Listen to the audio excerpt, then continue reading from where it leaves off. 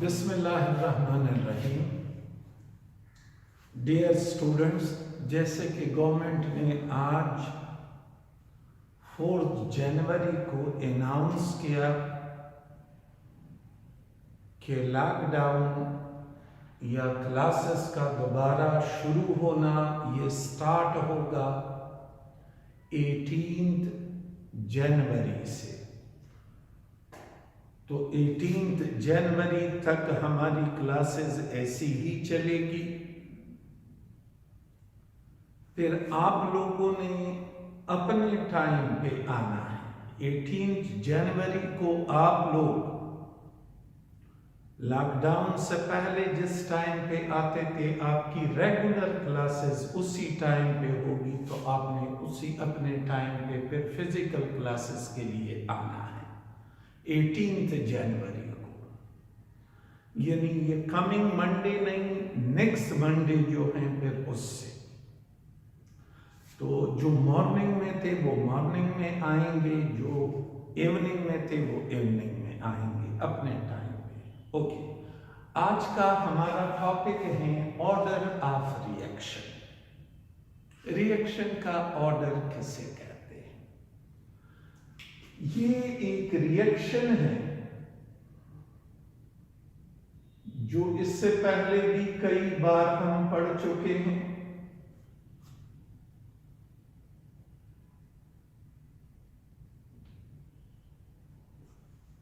और इसका जो रेट लॉ है वो भी मैं आपको पहले भी लिखवा चुका हूं। रेट लॉ यानी रेट जिसको हम ऐसे भी लिखते हैं dx by dt, this is equal to k molar concentration of NO2 power m molar concentration of CO power n। इस मैथमेटिकल रिलेशन को रेट लॉ कहते हैं या रेट एक्सप्रेशन कहते हैं, रेट इक्वेशन भी इसे कहते हैं। व्हाट इज रेट लॉ और रेट इक्वेशन और rate expression? Mathematical relation between rate of reaction and molar concentration of reactant. इससे पहले वाले लेक्चर में ये हम पढ़ चुके हैं। ये m और ये n इस रिएक्टेंट के मोलर कंसंट्रेशन के एक्सपोनेंट्स कहलाते हैं। और m और n की वैल्यू हम एक्सपेरिमेंट करके ही मालूम कर सकते हैं। इस m और n की वैल्यू 0 हो सकती है, 1 हो सकती है, 2 हो सकती है, 3 हो सकती है, फ्रैक्शन में हो सकता है 0, 1, 2, 3 और फ्रैक्शन। इसका मतलब है क्या? इसका मतलब ये है कि अगर मैं इन रिएक्टेंट के कंसंट्रेशन को डबल करूं और रिएक्शन के रेट पे कोई फर्क न पड़े, तो फिर इस m और n की वैल्यू 0 होगी।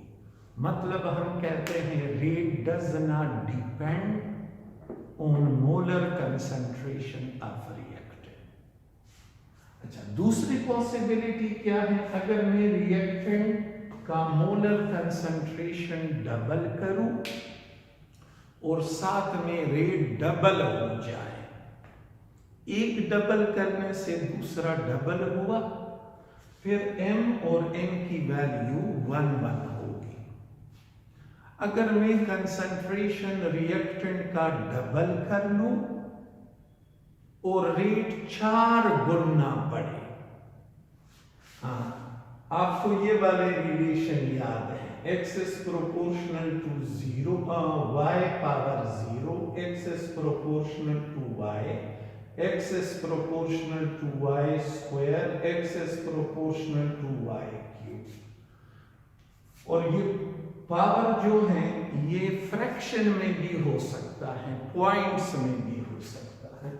इसका मतलब ये है कि अगर आप y को डबल करोगे तो x डबल नहीं होगा, x को कुछ नहीं होगा। इसका मतलब है y को डबल करे तो x की वैल्यू डबल होगी, y को डबल करे तो x की वैल्यू 4 गुना बढ़ेगी, और इसका मतलब है y को डबल करे तो x 8 गुना बढ़ेगा। तो ये रिएक्टेंट के मोलर कंसंट्रेशन के एक्सपोनेंट्स यानी m और n की वैल्यूज हम एक्सपेरिमेंट से मालूम करते हैं। थ्योरेटिकली हम कुछ नहीं कह सकते कि अगर मैं रिएक्टेंट के कंसंट्रेशन को डबल करूं तो रेट को क्या होगा, ये हम थ्योरेटिकली बता नहीं सकते जब तक कि हम रिएक्शन करें ना। तो एक चीज जो आपको क्लियर हुई वो ये कि m और n की वैल्यूज सिर्फ और सिर्फ एक्सपेरिमेंटली ही मालूम की जाती है। ये जो मैथमेटिकल रिलेशन है, इस मैथमेटिकल रिलेशन को रेट लॉ, रेट इक्वेशन या रेट एक्सप्रेशन कहते हैं। अगर मैं m और n को आपस में ऐड करूं तो इन दोनों के सम को ऑर्डर ऑफ रिएक्शन कहते हैं। तो ऑर्डर ऑफ रिएक्शन को हम यू डिफाइन करेंगे, सम मतलब दो वैल्यूज ऐड करवाना। किस चीज का सम? एक्सपोनेंट्स का सम। इन एक्सपोनेंट्स को, जो रिएक्टेंट के मोलर कंसंट्रेशन के एक्सपोनेंट्स हैं, कहां पे? रेट लॉ में। इन्हें अगर हम ऐड कर लें तो इस सम को कहते हैं order of reaction. Order of reaction means sum of the exponents of the molar concentration of reactant in rate law or in rate expression। rate law में या rate expression में reactant के molar concentration के exponents को add करें तो sum को order of reaction कहते हैं। ऑर्डर के बेसिस पे रिएक्शन की 5 किस्में हैं। Zero order reaction,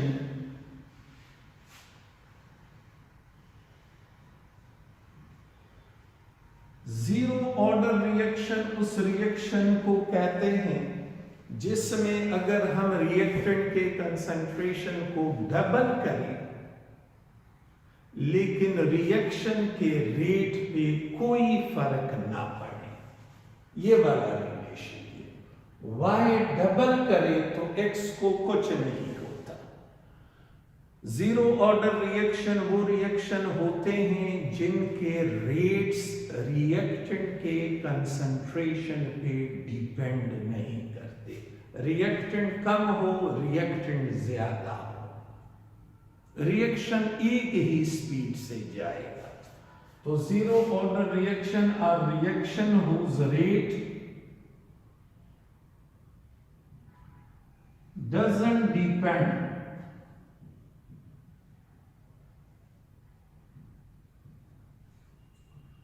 on concentration of reactants.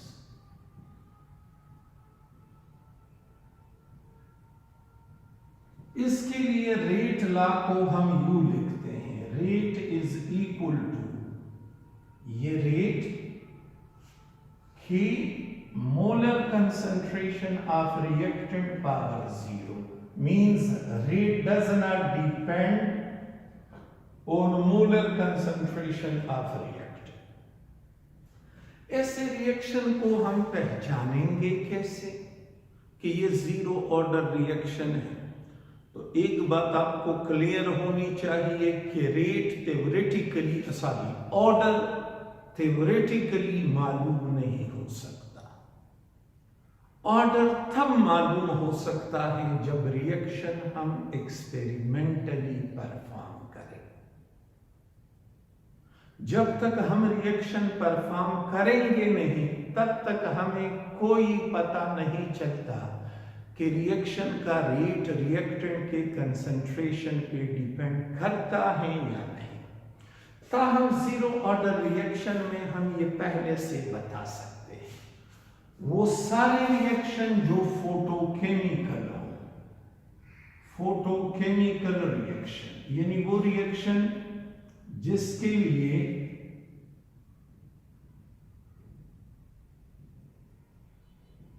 Sunlight की जरूरत होती है, रेडिएशन की जरूरत होती है, उन्हें फोटोकेमिकल रिएक्शंस कहते हैं। जैसे कि फोटोसिंथेसिस, तो फोटोसिंथेसिस जो है वो एक जीरो ऑर्डर रिएक्शन है। All photochemical reactions are zero order reaction, और उसके लिए रेट लॉ को हम यू लिखते हैं, हर वो चीज जिसका पावर जीरो हो वो 1 के इक्वल होगा। तो जीरो ऑर्डर रिएक्शन के लिए रेट लॉ यू बन जाएगा के, ये 1 के इक्वल है, रेट इज इक्वल टू के। एक ईटा पेपर में क्वेश्चन है कि किस ऑर्डर रिएक्शन में के वही यूनिट्स हैं जो रेट के यूनिट्स होते हैं, तो वो है जीरो ऑर्डर रिएक्शन। क्योंकि जीरो ऑर्डर रिएक्शन में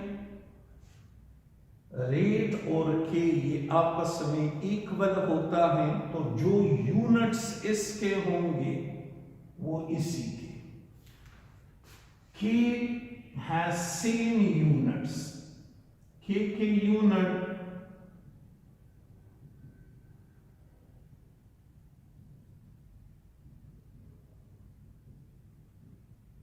वही जो रेट के यूनिट है, और रेट के यूनिट्स मोल पर DM cube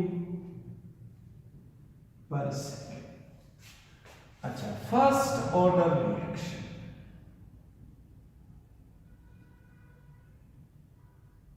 first order reaction उस रिएक्शन को कहते हैं जिसमें अगर हम रिएक्टेंट का कंसंट्रेशन डबल करें और साथ में रेट भी डबल हो जाए। Rate of reaction is directly proportional, rate is directly proportional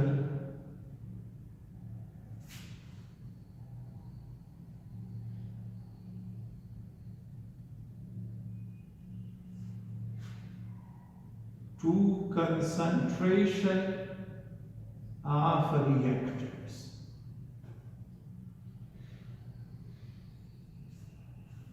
और ये कौन से रिएक्शन है? एग्जाम्पल हैं, बिल्कुल है, लेकिन हम एक रिएक्शन को देख के ये नहीं बता सकते कि ये फर्स्ट ऑर्डर है।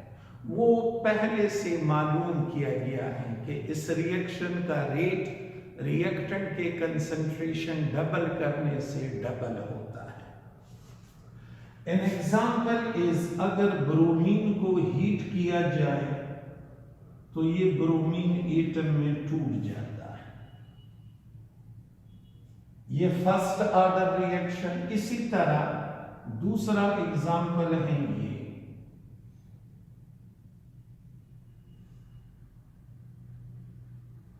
(4NO2 + O2),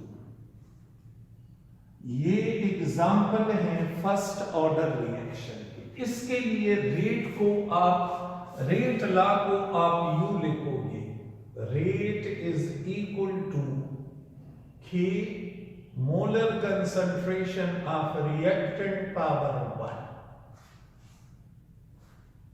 तो यहां पे रेट हम यू लिखेंगे, रेट इज इक्वल टू इसके लिए के मोलर कंसंट्रेशन ऑफ Br2, और इसके लिए यू लिखेंगे rate is equal to K molar concentration of N2O5 power 1।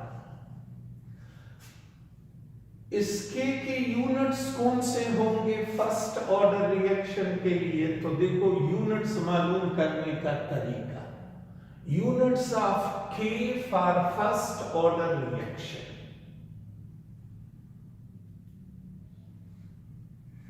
Rate की यूनिट्स हैं मोल पर लीटर पर सेकेंड, के अपनी जगह पे मोल पर litre.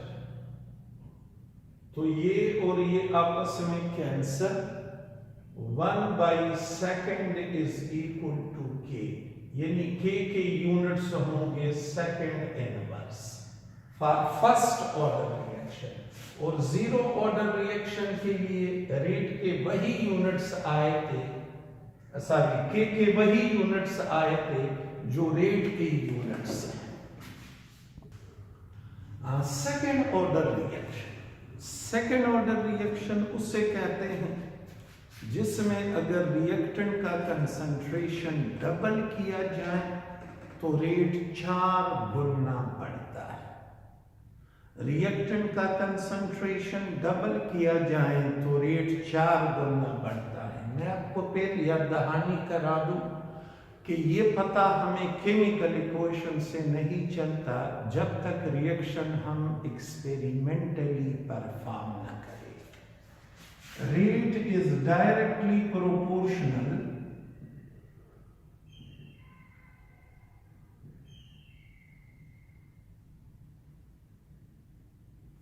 to square of the concentration, square of concentration of reactant।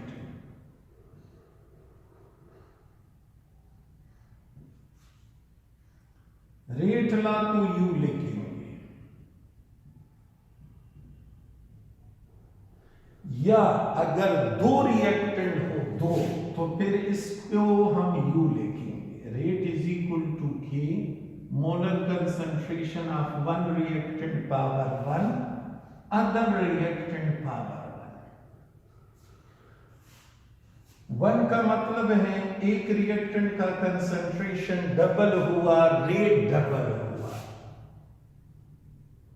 दूसरे रिएक्टेंट का कंसंट्रेशन डबल हुआ तो रेट डबल हुआ। ओवरऑल इंक्रीज रेट में कितना आया? 2 2s are 4, 4 गुना। तो सेकेंड ऑर्डर रिएक्शन वो रिएक्शन होता है जिसमें अगर रिएक्टेंट के कंसंट्रेशन को डबल किया जाए तो रेट में 4 गुना इजाफा होता है। एग्जाम्पल है ये 2HI डिकम्पोज होके H2 और I2 देता है। इसके लिए रेट ला को हम यू लिखेंगे, पावर 2। ये भी याद रखना है ये 2 ये एक्सपोनेंट्स वाला 2 नहीं है। ये 2 कहां से आया है? ये हमने एक्सपेरिमेंट किया है और वहां से पता चला है कि कंसंट्रेशन डबल करने से रेट 4 गुना बढ़ा। और दूसरा रिएक्शन ये ऊपर वाला है, रेट इज इक्वल टू के कंसंट्रेशन ऑफ NO2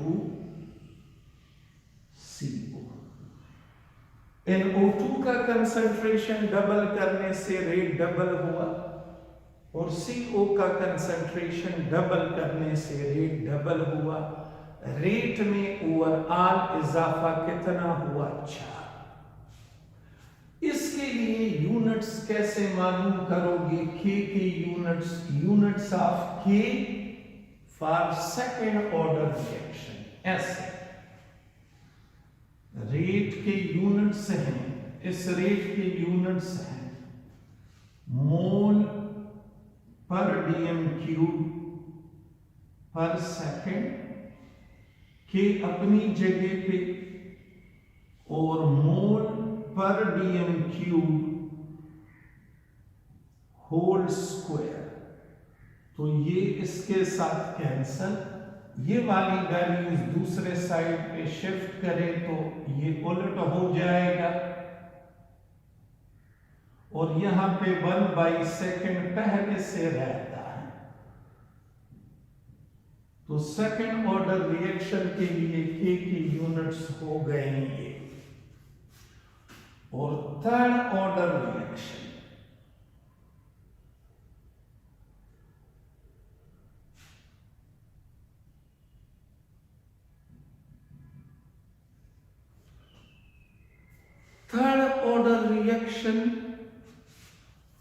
की ये वाली relation x is proportional to y cube, यानी जब हम कंसंट्रेशन रिएक्टेंट का डबल करें और रेट 8 गुना बढ़े, रेट 8 गुना बढ़े, तो ऐसे रिएक्शन को थर्ड ऑर्डर रिएक्शन कहते हैं। थर्ड ऑर्डर रिएक्शन वो होता है जिसमें रिएक्शन का रेट रिएक्टेंट की कंसंट्रेशन को डबल करने से रेट 8 गुना बढ़ता है, यानी rate is directly proportional to the cube of the concentration of reactant. Example है ये 2NO plus O2 2NO2, rate will be equal to K, molar concentration of NO power 2 O2,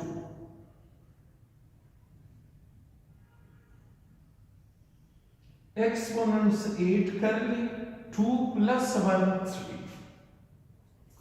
अच्छा, और वैसे समझे रिलेशन के थ्रू, तो 2 का मतलब होता है अगर हम कंसंट्रेशन को डबल करें, रेट में 4 गुना इजाफा आता है, तो इससे आएगा 4, फिर मल्टीप्लाई बाय 1 का मतलब होता है अगर कंसंट्रेशन को डबल करें तो रेट डबल होता है, तो 2, तो 4 और यहां से 2, overall increase in rate is 8। एक रिएक्शन का ऑर्डर 3 से ज्यादा नहीं हो सकता।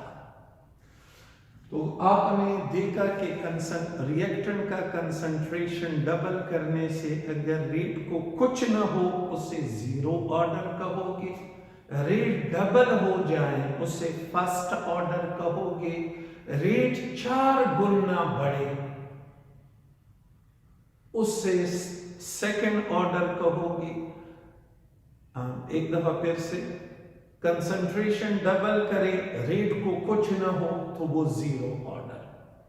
कंसंट्रेशन रिएक्टेंट का डबल करे, रेट डबल हो तो फर्स्ट ऑर्डर। कंसंट्रेशन रिएक्टेंट का डबल करे और रेट 4 गुना हो तो वो सेकंड ऑर्डर, और रिएक्टेंट का कंसंट्रेशन डबल करे और रेट 8 गुना बढ़े तो वो थर्ड ऑर्डर रिएक्शन होगा। और 5वीं किस्म है फ्रैक्शनल ऑर्डर, वो हमारे कोर्स में नहीं है। फ्रैक्शनल ऑर्डर रिएक्शन वो होते हैं जिनमें अगर हम कंसंट्रेशन डबल करें और रेट में मामूली सा इजाफा हो जाए, थोड़ा सा इजाफा, तो जो एक्सपोनेंट होगा वो 0 से ज्यादा होगा लेकिन 1 से कम होगा, फ्रैक्शन में होगा, वो कहलाएगा फ्रैक्शनल ऑर्डर रिएक्शन। तो वो हमारे कोर्स में है नहीं, लेकिन फिर भी मैंने बताया कि एक ऐसा रिएक्शन जिसमें अगर हम कंसंट्रेशन रिएक्टेंट का डबल करें और रेट में मामूली सा इजाफा हो तो उसे फ्रैक्शनल ऑर्डर रिएक्शन कहते हैं। थर्ड ऑर्डर रिएक्शन हम उसके लिए रेट, ये मैंने एग्जांपल दिया, रेट लॉ को कैसे लिखोगे, तो रेट लॉ हम ऐसे लिख सकते हैं, देखें ऐसे, rate is equal to K molar concentration of A power 3, या यू लिख सकते हैं K molar concentration of A power 2 b power 1, या यू लिख सकते हैं rate is equal to K molar concentration of A into B into C. तो 1 + 1 + 1 overall order is 3। यहां पे 2 + 1 तो 3 और यहां पे डायरेक्टली 3। इसके के यूनिट्स रेट के यूनिट्स हैं मोल पर लीटर पर सेकंड, के मोल पर लीटर पावर 3। इसके साथ ये कैंसल हो जाएगा, यहां पे 2 रह जाएगा 2। इसे दूसरे साइड पे शिफ्ट कर ली तो ये बन जाएगा लीटर पर मोल होल स्क्वायर और यहां पे 1/सेकंड रहता है। तो ये के की यूनिट्स हुए फर्स्ट थर्ड ऑर्डर रिएक्शन के लिए। तो ऑर्डर ऑफ रिएक्शन हमें ऑर्डर ऑफ रिएक्शन का सादा अल्फाज में मतलब है कि अगर हम रिएक्टेंट का कंसंट्रेशन इंक्रीज करें और उसके बाद देखें कि रिएक्शन के रेट पे कितना असर हुआ है, किस हद तक एक रिएक्टेंट का कंसंट्रेशन रिएक्शन के रेट पे डिपेंडेंट होता है। रिएक्शन का ऑर्डर मैक्सिमम 3 हो सकता है, 3 से ऊपर नहीं हो सकता। ऑर्डर ऑफ रिएक्शन की जो हाईएस्ट वैल्यू है वो है 3 से ज्यादा नहीं हो सकता। क्यों नहीं हो सकता? क्योंकि रिएक्शन का रेट 8 गुना से बढ़ नहीं सकता। रिएक्शन का रेट ज्यादा से ज्यादा 8 गुना ही बढ़ सकता है। तो ऑर्डर की वैल्यू 3 से ज्यादा नहीं हो सकती।